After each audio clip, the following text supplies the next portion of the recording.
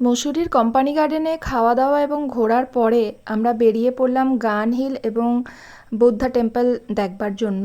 যেহেতু আমাদের সবার কাছে এটা একটা নতুন জায়গা, তো সেই জন্য একটু অন্য রাস্তায় চলে গিয়েছিলাম। এখানে দেখুন কত উঁচু পাহাড়ের ওপরেও কত সুন্দর সুন্দর বাড়ি এবং কত বাড়ি হোটেল সব তৈরি হচ্ছে।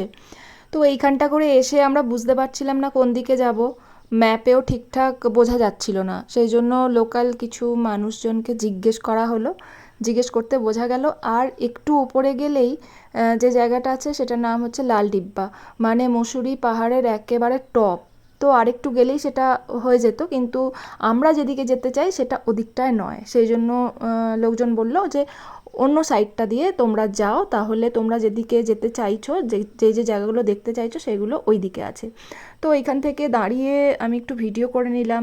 ধরতে গেলে একেবারে টপের দিকেই আছি আমরা। তো খুব সুন্দর ভিউ লাগছিল। তো এই যে আমার বরের বন্ধুর বউ, ও বলল যে ওর আর ঘুরতে ভালো লাগছে না।